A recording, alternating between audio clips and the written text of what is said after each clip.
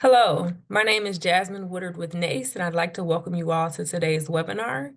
We encourage you to actively participate in the chat and please post questions in the Q&A. I'd like to thank the sponsor for today's webinar, Simulcase. And to start things off, I'll start by introducing Clint Johnson, Vice President with Simulcase. Clint? Hi, everybody. My name is Clint Johnson. I'm the Vice President of Simulcase Education, and we are thrilled to be sponsoring this webinar today. For over 10 years, Simulcase has been enhancing student learning through the use of computer-based simulations. In the fall, we released a new product called Career Readiness to help students level up in core competencies. We identified 36 career readiness skills, and we aligned them to the NACE competencies. From there, we created a career readiness learning plan. There are 10 levels in the plan, and it includes a pre-assessment where students self-identify areas of strength and areas of weakness. They then complete sets of interactive videos to teach specific skills. At the end of the level, they apply the information they've learned in a simulation to earn a badge. Once they complete all the levels in the post-assessment, they will earn a certificate. The videos are set up like this. A narrator introduces the topic, a subject matter expert teaches the skills, video scenarios reinforce the skills, yes, no, and multiple choice questions appear throughout each video, and all questions must be answered correctly to move forward in the video. Once the students complete all of the videos in a level, they'll then be presented with a simulation where they'll be helping a new employee named Joaquin through 8 challenges. They'll review and apply the skills they've learned in the videos. Real-time feedback is provided throughout, and we're going for an 80% competency score. Once they complete that, they will earn a certificate of completion to add as a credential to their resume. And then some exciting news here. Coming in March, we will have a new product. It's called Professional Skills. It's our online tool to help your organization thrive. It's customizable training for new hires, onboarding, and ongoing training. If you would like to learn more about Simulcase Career Readiness or Professional Skills, please go to sales@simulcase.com. I've also got this handy dandy QR code up here where you can schedule a demo and get a 10-day free trial. Thank you very much. Now let's get to the good stuff here. I'm going to pass it over to Mr. Selingo. Thank you, Clint. Now it is my pleasure to introduce our presenter for today, Jeff Selingo. Take it away, Jeff. Thank you, and it's great to see all of you here today. I hope to get to as many questions as I can. I'm not sometimes great at multitasking, but feel free to also participate in the chat, and I'll try to get through as many of the Q&A questions later on, but also try to participate in the chat as much as I can. So I know many of you in and around NACE. I've spoken at NACE before, and so it's great to have to see all of you here virtually. I'm Jeff Selingo. I've been in and around higher education for now almost 30 years. I spent a good 16 years at the Chronicle of Higher Education, where I was the top editor for 4 years and basically reported on everything in and around higher ed. About 10 years ago, I left the Chronicle, where I now am a special advisor at Arizona State University. I've also written a number of best-selling books, New York Times best-selling books on higher education, including Who Gets In and Why, A Year Inside College Admissions that came out 4 years ago.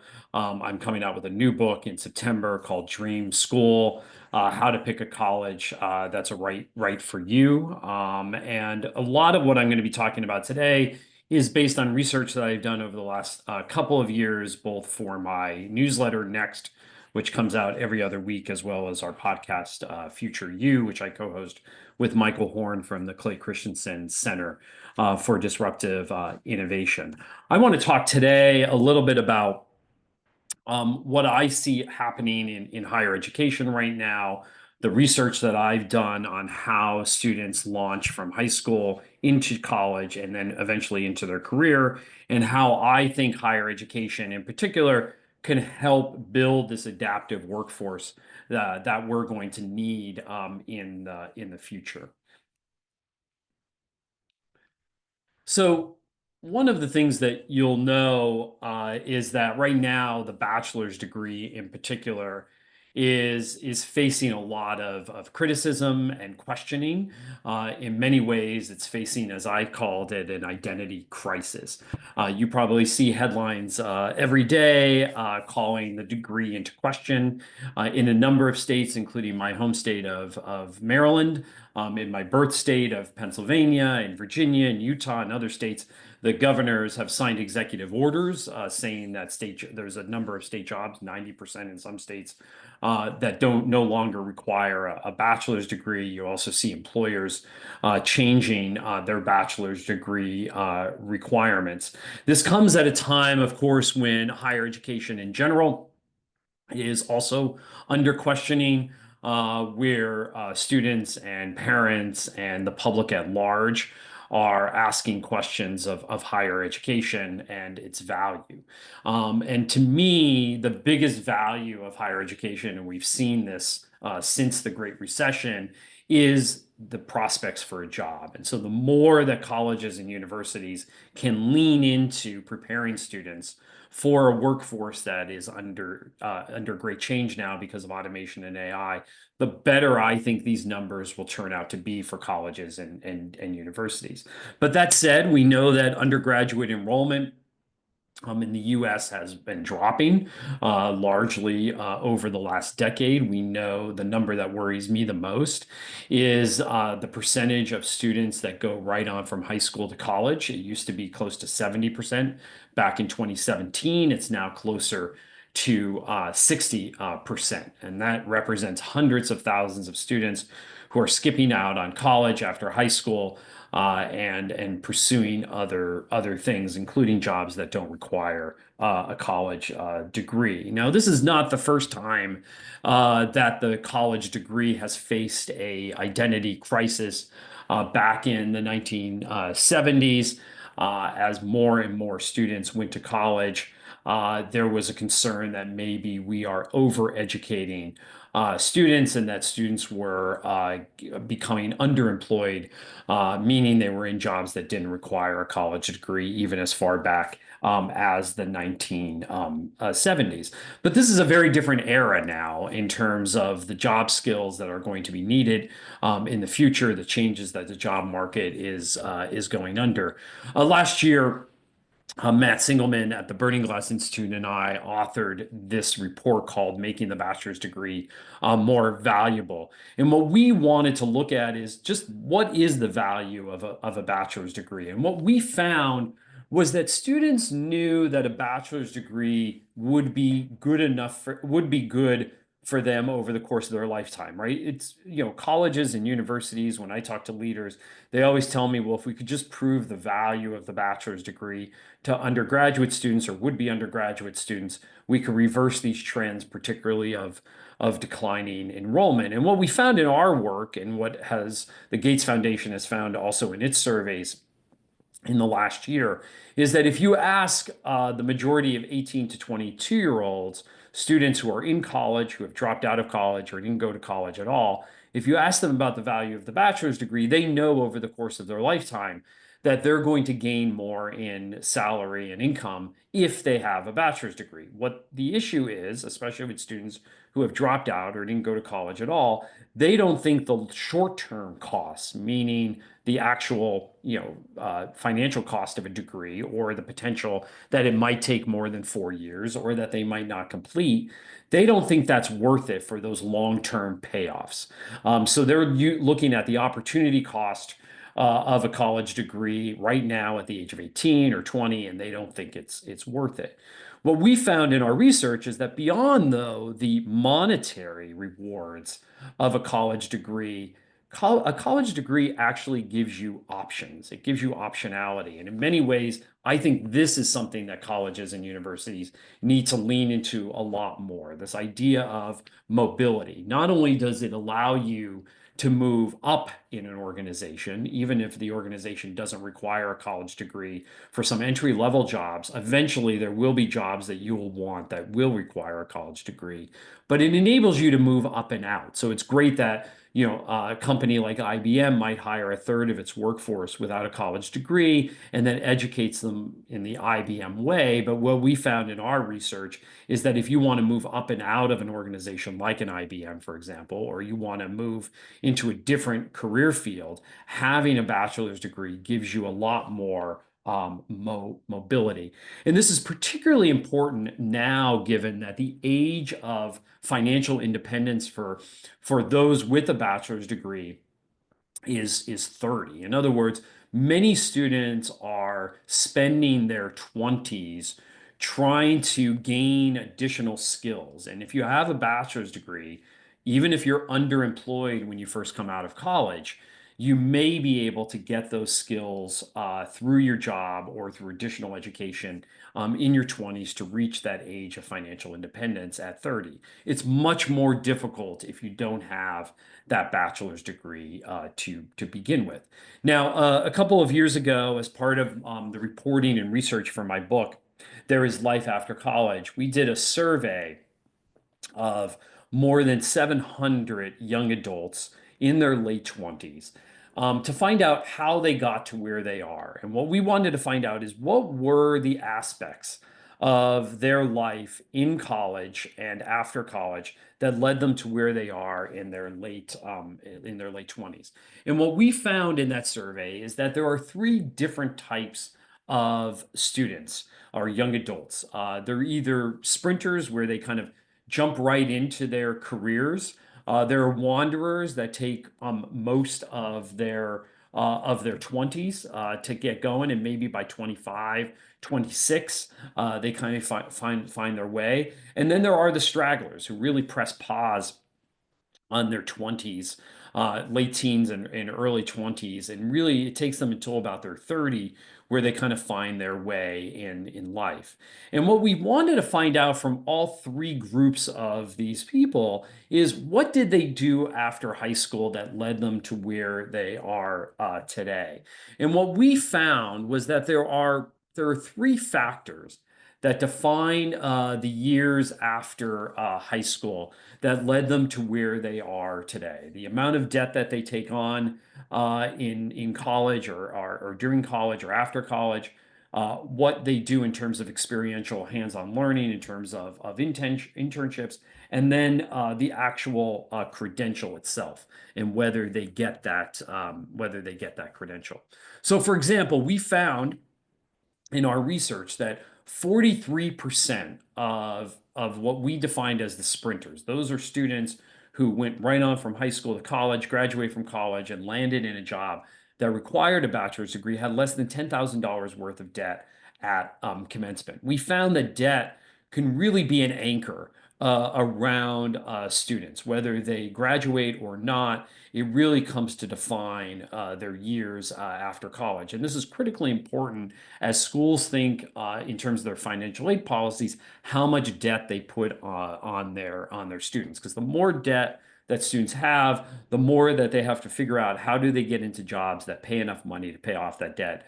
Sometimes they can't move to more expensive costs of living places where they could potentially have better jobs because they can't necessarily afford them from that debt. And of course, if they don't have a bachelor's degree, they end up in jobs that may not pay as well to pay off that debt. So as we think about this, this is a kind of a holistic system in terms of colleges and universities and how we think of debt in terms of college policies, financial aid policies, admissions policies, how we counsel students about taking on debt in their undergraduate years. Because the more debt that they take on, the less likely they are to really sprint into a career after college graduation.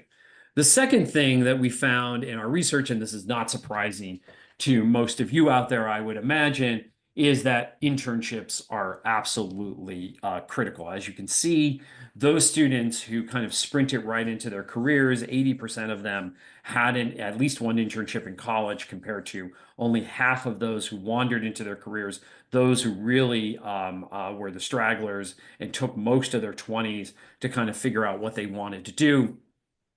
Um, only a quarter of them had at least one internship in college. So this is absolutely critical as we think about the role that colleges and universities can play in getting that experiential learning. And I want to broaden this beyond just internships. So this could be internships, this could be obviously co-ops, other types of intensive projects that take more than a semester. It could be undergraduate research, it could be service learning, it could be campus jobs that have a real focus for students on getting those job skills that they absolutely need in life after college graduation. And the third piece that really defined these students after college was the credential itself, right? And so many students now are leaving college short of the credential, and the more likely they would end up as both either a wanderer or a straggler if they did not have this credential. So it was incredibly important as we think about retention and completion rates that we really focus on getting students that credential. So these three factors, the debt, the internships, and the credential or experiential learning in terms of that internship were absolutely critical in helping students launch from college. Now, in terms of the work that I did with Matt Singelman, two of the things that we determined really equal value in the bachelor's degree. When you think about the value of a student's bachelor's degree in the job market, there were a couple of things that kept reappearing in our work. And what we did was look at students who received a bachelor's degree and where they ended up 5, 7, and 10 years after graduation. And what really kind of equaled the value of that bachelor's degree? Well, one of them was, two of these things are going to be things that are not going to surprising to you. One was institution, right? The more selective the institution, the bigger the brand name, the better those students ended up in the job market. Again, not surprising.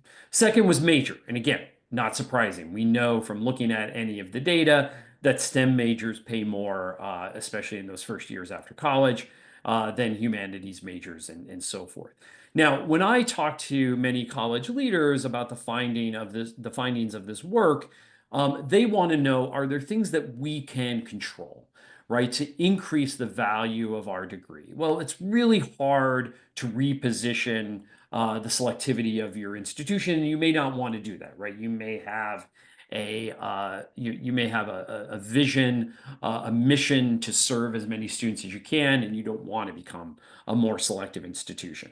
You also don't necessarily want to track students into certain majors. You want to obviously give them the best advice possible, but it's really hard to tell students, well, only major in STEM because that's where the payoff is. So those are levers that are really hard for most institutional leaders to pull. Now, you can pull some of the other levers that I talked about earlier, right? Encouraging internships, even finding ways to make those mandatory and find funding for them. You can help rethink your debt and how much debt you're putting on the backs of students. But what we found in our work is not only that do majors matter, but that there's the skills also matter in terms of the levers that institutions can pull. And what do I mean by skills? Because institutions and majors, they change, right? But if we could help give our students the necessary skills that they need in addition to the degree, we could really help them manage the ambiguity of the workforce that they're about to enter. And so what we looked at is, what are those skills that institutions can help give and arm students with. And this is really how I think, this is the lever that I think institutions can pull. Again, I think there's a lot of things they can't do around the selectivity. There's a lot of things they can't do around the major, but helping arm their students with the skills that are absolutely critical in today's workforce, I think, is going to be critically important. And so what are some of those skills that we can arm students with? So we looked at the most valuable skills as part of our work with the Burning Glass Institute. And we looked at both the breadth of skills, in other words, what occupations where this skill is prevalent. We looked at the value of skills, in other words, what are the skills that most add to workers' earnings over the course of the 10 or 15 years that we looked at in our research. And where is their growth in these skills, particularly in the last couple of years? And these are the 10 biggest skills, the most valuable foundational skills that we found that colleges can arm their students with. Influencing, consulting, program management, negotiation, leadership, mentorship, innovation, presentations, forecasting, budget, right? These are skills that we saw come up over and over again in keywords that employers were looking for. These added value to the students' bachelor's degrees, and again, these were skills that are growing. So as you think about the value of your bachelor's degree, how can you insert these more into those degrees? How can you insert these very specific skills into those degrees? Now, when I talk to campuses and I talk to faculty in particular, they'll say, well, we're teaching those skills as part of the curriculum. And the thing that we found in our research is that colleges and universities tend to talk about outcomes. Professors tend to talk about outcomes in their courses. They tend to list those on their syllabus, for example, for a course.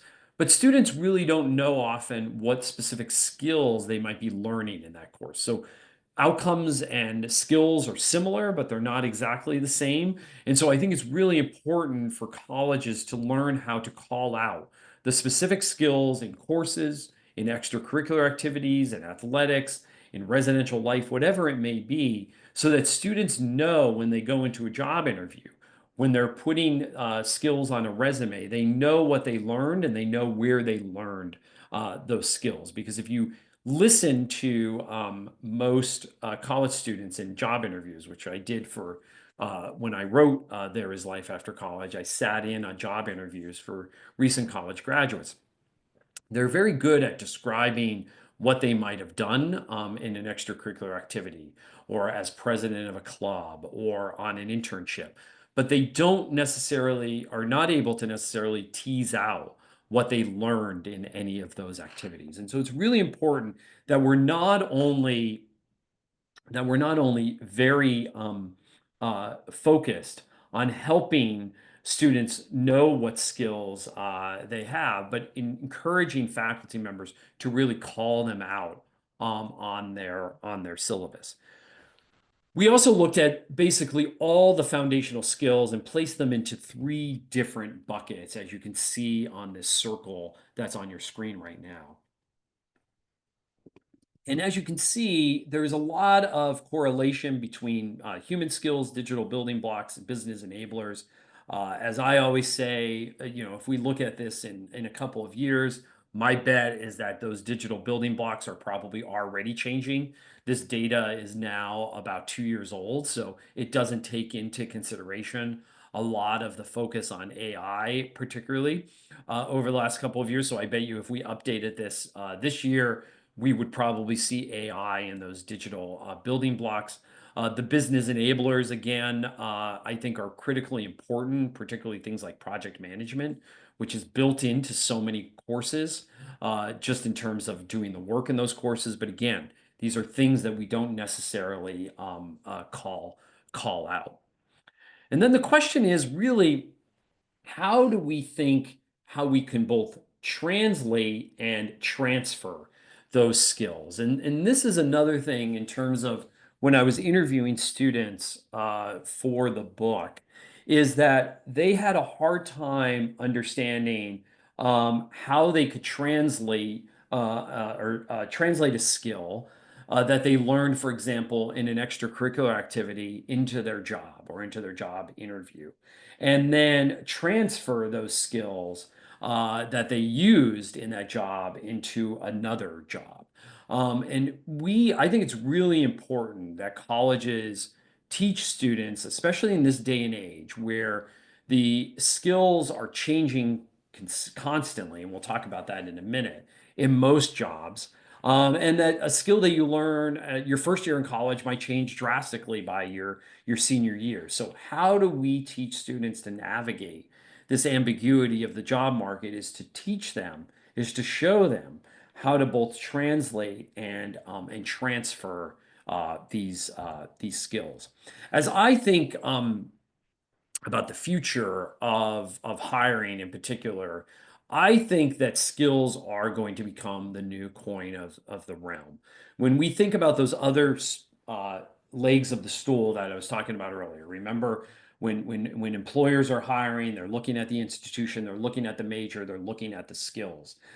You as an institution can pull a bunch of different levers. As I said earlier, you can't necessarily push the lever on your institution. You are who you are as an institution. It's hard to direct students into certain majors, but skills are absolutely critical. And employers that I talk with are particularly looking at the skills that students have, that graduates have as they're hiring. And the thing that I think where institutions can really shine is that as we think about skills in particular, they're constantly changing. So how can we as institutions really help students with those skills and embedding them in their degrees? This comes from work that Burning Glass did with the Boston Consulting Group, where they looked at how many what the percentage of skills that are changing.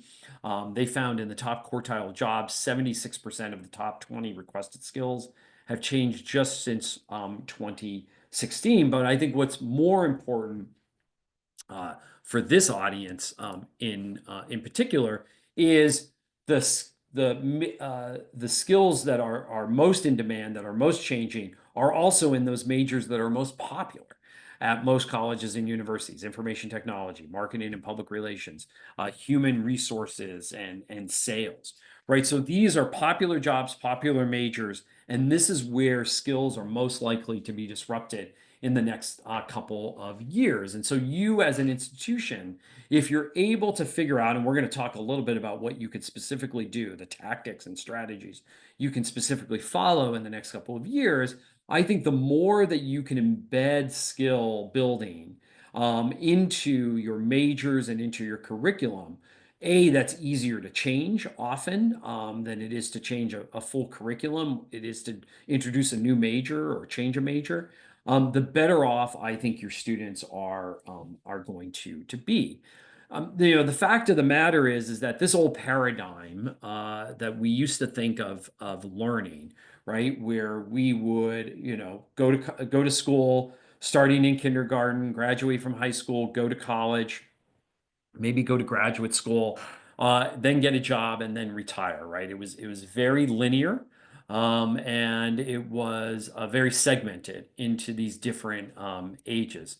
The fact of the matter now is that learning is lifelong, and this is going to require our institutions to think differently about how we serve these new learners, whether they're learning in their 30s, 40s, 50s, even learning as retirees, right? So this idea of lifelong learning and how, given the change in skills, this is not something that we need to focus on just for undergraduates and graduates who might be learning in that traditional 5 to 25-year-old student, but more so how they're going to learn on the job in their 20s, 30s, and 40s. And I have dubbed this kind of a new learning economy where learning is always on.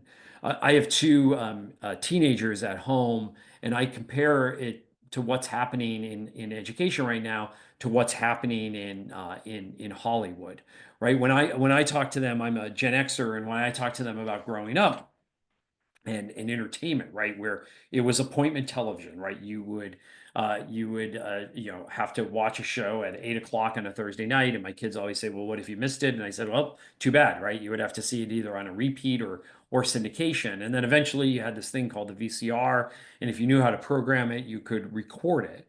And this idea that of appointment television, that there's only so much shelf space for programs, has totally been upended, of course, by streaming. They can now watch they can watch a million different programs all at once, anytime. They could binge watch them. They could spread them out in any way. And as I describe the way television entertainment, movies, same way, radio, the same way, right? We now have on demand of all this information and entertainment. The way I describe appointment television, the way it used to be when I said, well, you had to be home at 8 o'clock to watch a show. One of my daughters said, oh, it's like school, right? You have to go and show up at a specific time. You go to a class at a specific time. And that is really changing in this new learning economy. And in fact, if you look at what Gen Z wants out of higher education compared to millennials, is that more and more students are looking at these alternatives, right? They're thinking about how to get education in a new and different way. And that's going to really require our institutions to think differently about how they establish their institutions. And so when I think about the attributes of this new learning economy, it doesn't mean colleges need to take on all of these attributes, but they need to think in a much more a flexible way, right? Where students can take an individual course, for example, instead of taking on a minor or another major, right? So what if you had, for example, a marketing student who wanted to learn more about data analytics, or a history student who wanted to learn about data visualization? How easy is it for them to take a individual course, whether that's at your institution, whether it's online and ends up on their transcript, whether they can take that during the academic year or they could take that during a break? Like, how easy do you make it so that they have that flexibility that allows them to build these skills that we were talking about earlier? I think that education in this new learning economy is going to become much more outcome based, much more focused on you learning that skill and then moving on. This will give, I think, students a lot more flexibility when we think about higher education, so that some students can move faster. Maybe the 3-year degree becomes more of a thing because students can move through some of their courses much faster, and then they could focus on certain courses otherwise. They want a lot more optionality, especially after the pandemic. So students want learning that happens both face to face, but they want to be able to have flexibility to take hybrid courses and online courses as well. They want these skills certifications to happen at the same time that they're earning an undergraduate degree. So could you imagine guaranteeing or offering to all of your students that when they get a bachelor's degree in at the end of 4 years, that they also get certifications? Maybe they get an AWS or an Adobe certification. Maybe they get a credential in project management along with their degree. So that is not something that's additive, but something that is integrated into the undergraduate curriculum. This is very similar to the idea of stackable credentials, where they're able to add not only traditional degrees, but other types of certificates onto their undergraduate degree. And this becomes even more important as we think about offerings to alumni, right? Can we think of a lifelong education school, which of course Georgia Tech just started, right? Where we think of education that doesn't just stop their senior year when they graduate or when they get their graduate degree, but that they can continue to take classes. Just in time, I think, is also more important, right? They want a new job or a promotion next week or next month. They can't wait until next September or January to enroll in your courses, right? So there needs to be a way where they're able to take courses, whether they're a couple months, whether they're a couple weeks, and be able to enroll in those in real time. And then finally, I should say, this idea of working and learning at the same time, right? We tend to think of work as something that happens on the side. I think increasingly, given the focus on experiential learning, that work is going to become much more central to the undergraduate and graduate experience. So in the 10 or so minutes I have left before we take some questions, What should we do? How should we address these changes both in the job market, in hiring, and in undergraduate and graduate education? Where are there opportunities for colleges and universities in this new learning economy? I want to outline three things today that I believe, I believe that we're close to the goal line, and I think that just a little bit more of a push will help bridge the gap for students between education and the workplace so that we have more sprinters, as I was pointing out earlier, than we have stragglers in the future among 20 somethings. First, we need to improve pathways to and through higher education. We know that the bachelor's degree is critical to career mobility, but many students who start a degree, they don't finish it, and efforts to improve graduation rates are really yielding limited gains. So we should really, I think, stop thinking about college as a one size fits all. We should instead think of the degree perhaps as a 3 to 5 year flex, right? So it allows students to earn it at their own pace. We now have a flex system. It's really in some ways by chaos and negligence. Some kids go faster, some kids go slower, but they don't really do it with any kind of intentionality. We already have this in many ways with dual enrollment. We could think about this through dual enrollment and design better connections between high school and college. Already 1/5 of community college enrollment are high school students, right? And as you can see in some states, they're making up a fifth to a quarter, and even higher of college enrollment. Those are high school students. But we all know that those credits don't easily transfer, right? It does matter where they go to college. First time students who transfer lose, 43% of their credits on average. We need more programs that help make that much more seamless. There's this program that we featured on the Future You podcast last year called Advance at George Mason University, where it basically turns a cohort of students at nearby Northern Virginia Community College who are pursuing their associate's degree into non-degree seeking students at George Mason right from day one. So the community college students, for example, get a Mason ID. They can go to athletic events. They can use the library. They really feel like they belong at Mason. And students who come into George Mason through that pathway, right, they graduate 2 semesters faster than other transfer students. Now, the problem with programs like Advance is that they're just too far and few between, right? We still think of college as something in a lockstep fashion. We need really a lot more on and off ramps that allow students to do what they're already doing, which is swirling through college. But we're not very intentional about that swirling. So how do we help students on these different pathways into the job market? We need to require, and I mean require, more hands-on learning. A skills-based economy requires that students get a place and time to practice the skills that they're learning in the classroom. We know from that survey from There Is Life After College that I mentioned earlier that one of the hallmarks of a sprinter after college is getting that internship, right? But why wait? Experiential learning is how students actually learn.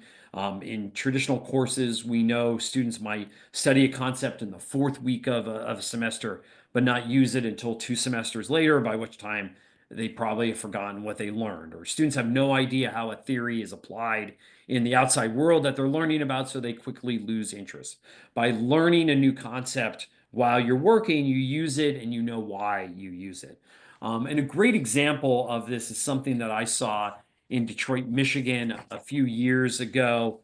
This is the Taubman Center, which is housed in a building that used to be home to General Motors Research and Development Division.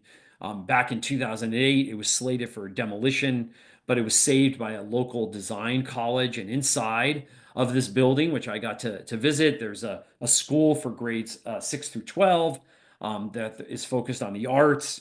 That's on the first 4 floors. Then you have the College for Creative Studies, which is a nonprofit design school. That's on the next couple of floors. And then you have Shinola, which is a watch and leather goods maker on the final couple of floors. And by putting all of this under one roof, a 6 through 12 middle and high school, a college, and a company where there are many different jobs, what you are starting to see is that those traditional silos start to be broken down in terms of human capital, right? You have school, college, and the work.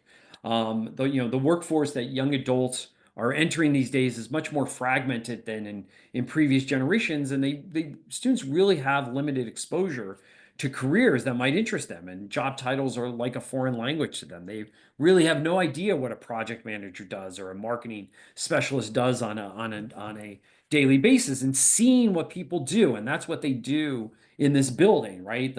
The high school students go into the college and they see what these different majors are. These different majors get internships and do job shadowing at Shinola and other companies in the Detroit area. It actually, seeing this opens up students into what they potentially can do. Finally, we need to embed credentials for the future of work. We need to think about how to give students evidence of their learning throughout their journey so that they don't just wait until the end, right? That they get some evidence of that learning after their freshman year, after their sophomore year, after their junior year. Students are much more likely to stick it out to a diploma or a degree if they get something along the way, whether that's a micro credential or something else that has some currency in the job market. One of the more interesting experiments happening in higher ed that I think should be extended throughout higher education to colleges and universities are these micro credentials. We're seeing them across the country. The University of Texas system is doing a big experiment around micro credentials. Alamo colleges in Texas, Paul Quinn College, where students are able to earn industry-based credentials like in Microsoft or AWS or project management, in these foundational skills, or in communications or leadership, right? And so what happens then is students are able to have exit ramps. And again, if we think of the success from college as getting that job, using those skills that you're learning in college, yes, maybe it's a degree, but what if you're able to take a year or two off, but able to get a great job because you got that industry-based credential in college? I think it's going to be absolutely critical. And this is what we're starting to see, right? When you could stack credentials, you could come back to college and add those credentials that eventually add up to a degree. Earlier this year, I met Kristen, who is a dance major at a college in Philadelphia. I met her when I was getting coffee at a coffee shop in the Philadelphia area. And little did I know that the coffee shop that I was at Drexel University was actually run by students. I ended up writing a story about this for Fast Company as a result, because Kristen was the manager. She was one of the managers at this coffee shop that was being run by students.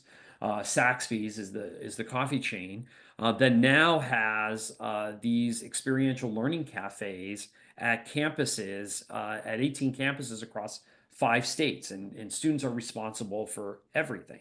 And when I talk to students today, they just don't know what many of these jobs that they may hold one day are like. And many of them end up not working in high school. So they really have no idea what the professional world looks like. And if we make the job less menial and more meaningful in college for students, not only does it help the employer with a more engaged workforce, but it helps train this next generation of students in the foundational skills that they need. And so with that, I'm going to open it up for questions. I'm going to stop sharing my slides here. and open it up to questions and in the Q&A.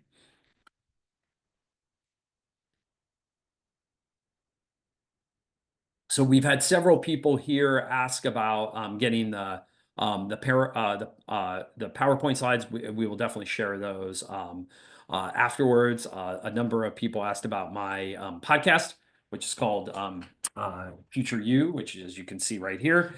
And so we now in our eighth season.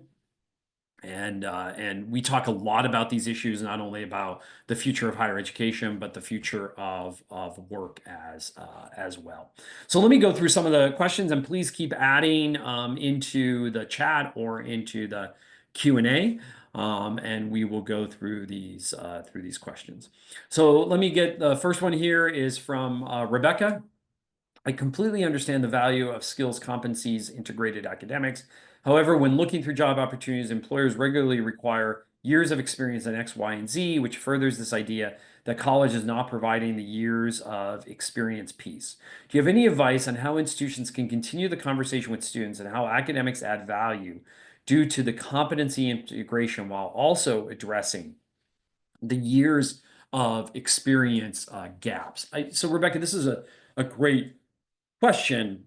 And one of the things that I think that we should think about is how do we integrate work into the undergraduate experience, right? So it's not just skills and competencies, which could easily be embedded in most courses, but how do we embed work into the undergraduate curriculum? Now, I understand that, doing a co-op is really hard for most colleges to build that infrastructure. I know it doesn't work necessarily in every in every major. Same thing with internships. We could rethink campus jobs. I think one of the things that we're going to see here in Washington, I'm based in Washington, D.C., and I did a briefing with folks on Capitol Hill back in December, and I think there is support in both parties to rethink campus work study in particular. And can we use those funds to give students much more experiential learning, especially those students who don't have the social capital or the economic capital to get internships and so forth, right? So I think how do we address that years of experience gap is to build in work experiences so that they're not seen as side gigs necessarily, but that they're much more integrated into the undergraduate curriculum. And again, my hope is that Congress is not going to reauthorize the Higher Education Act anytime soon, but there seems to be support on both sides of the political aisle for changing some work around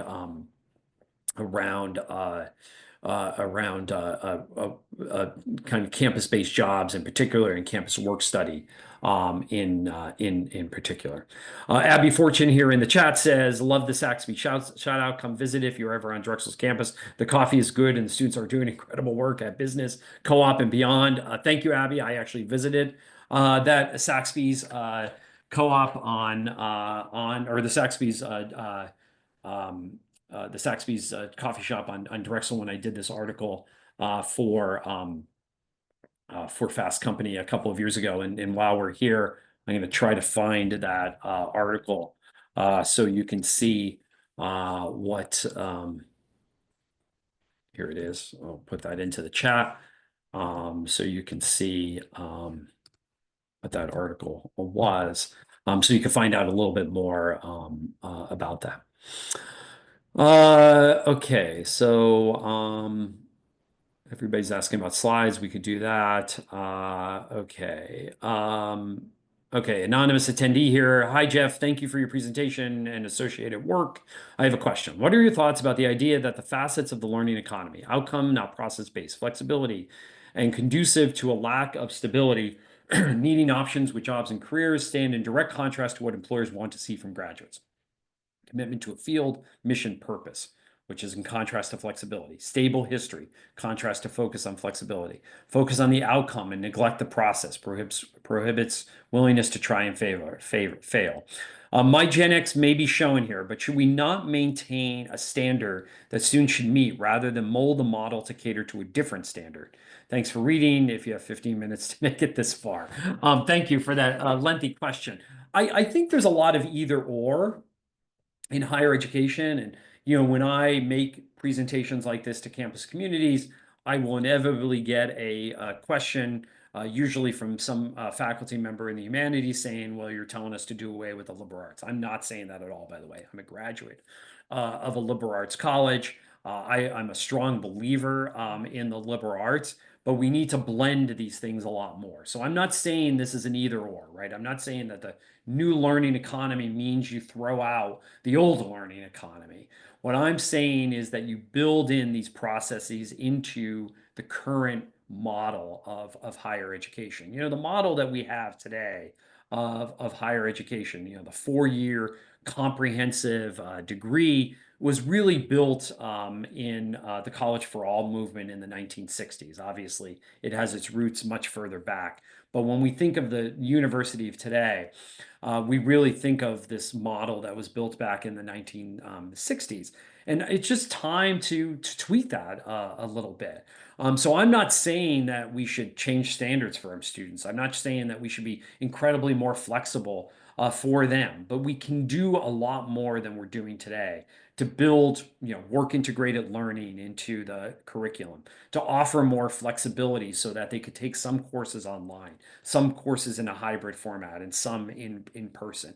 Should we have standards? Yes, definitely. I'm not saying we throw out those standards, but that we have to be a lot more flexible than we are today. And I think that's particularly true, by the way, in those majors that a lot of students don't see a specific job outcome for, right? I actually think that majors in the humanities and social sciences are absolutely critical. So let's go back to project management for a second. When I was working on that paper with Matt Singelman at the Burning Glass Institute, we looked at the curriculum. He was doing work for a bunch of Florida institutions. And one of the majors that was under fire was gender studies in Florida. And he was looking at the job outcomes of students who majored in gender studies at a public university in Florida. And he was just amazed at how well students with that major did in terms of the job market. Now, again, lawmakers probably in Florida didn't necessarily think that. And so he wanted to know, well, what was it? What was it about the curriculum in this particular major? And what he found out that there was a lot of field work in this major that required students to do these big projects. Now, nobody ever called that project management. But when these students went out to interview in the job market, they were able to talk about what they did, both in their courses, in their field work, and eventually in internships. And that helped them get jobs. And many of them had project management as a big piece of that job. But again, nobody helped these students talk about, hey, I have project management experience, and this is what I did. They just happened upon that in these interviews, and somebody on the other side of the desk, meaning the interviewer, recognized that. And so how do we build these competencies into the undergraduate curriculum? So Robin asks, a great presentation. Thanks. Thank you, by the way, for being here today. I was wondering if you could speak a bit on the ways to get particularly skeptical faculty to incorporate career readiness into their curricula. I think it's a great question. I really do think that faculty want their students to do better. And I think that faculty, for the most part, are, it's not that they're reluctant or skeptical. Maybe some of them are skeptical. When I talk to faculty, a lot of them just don't know the facts. They don't know. When you ask faculty where their students ended up, did they even some faculty don't even know if their students graduate. They don't know where they go on to get jobs unless they hear directly from them. So they may know, if they're in a big major, they may know a few of their mentees or a few of their advisees and where they went on. The more data that we have for faculty, the better I think we could convince them of this. If we go to faculty and say, hey, there's only a small percentage of students in this major who even graduate with with this major, or there are few students who have internships, or there are few students who go on and are there are many students in this major who go on and are underemployed, right? The more data that we're able to present to faculty to show them what we're doing is not working. And thus, this is going to really hurt us in trying to get students in the future. I think that faculty will want to do better, but I think you need to present them with research and data on their students. And the more that you can do that, I think the more you're going to help at least uh, a third of the faculty that might be skeptical. There's always going to be a group that is never going to come along, no matter what data you present to them. But I think you could definitely help them in this. This was great. Thank you. Can you please name again the student survey that you referenced? I found the 3 factors are critical for student success. So that was my own survey. That was a survey that I did for my book. There is Life After College, which you could find right here. I'll put that in the chat as well. That's a book that I came out with a couple of years ago. I think we're about to run out of time. So let me get one other question here. What is your view of NACE's career competencies? They seem much broader and flexible than the skills we read today. I think, I don't think there's a secret formula here. I think that there's a lot of overlap between the skills that I put out today and career competencies. I think whether you follow one or the other or a combination of both, I think the question here, or the critical piece here, is that we're embedding these in a much more intentional way into the curriculum. We're calling them out in a way that we don't right now. As I said earlier, we tend to talk about outcomes in courses, not skills or competencies. And that faculty are helping students see these in their courses or in extracurricular activities or in athletic teams. So I don't think it's not one or the other. One's not right, one's not wrong. It's more about how do we incorporate these into courses and help students call them out.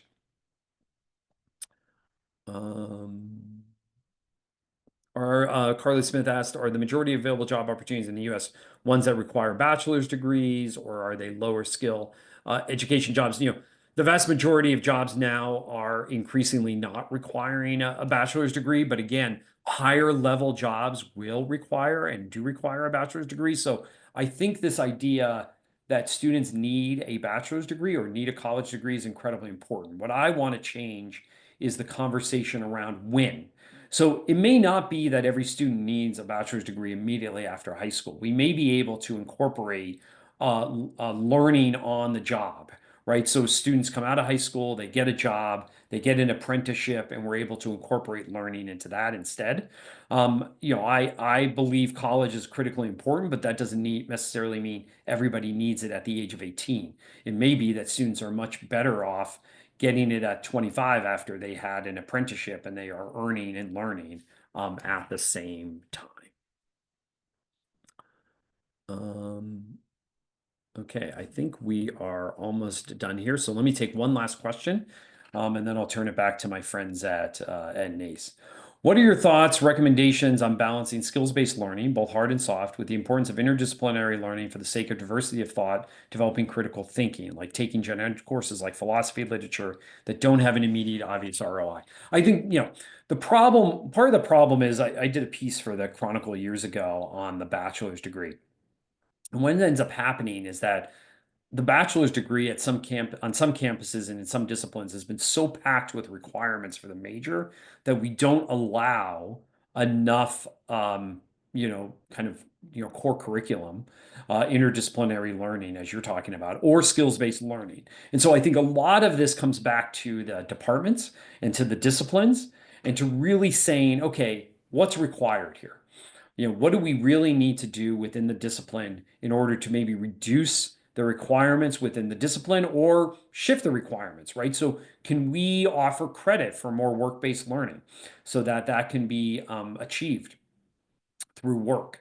But I think a lot of this starts at the disciplinary level, because I think in some disciplines, we have packed so many requirements into it that there is no time for either the critical thinking, interdisciplinary learning, or the skills-based learning. And I will turn it back to you. Thank you so much, Jeff. And on behalf of NACE, I'd like to thank you all for attending. A special thanks again to SimuCase for sponsoring today's webinar. I hope you all have a great rest of your day.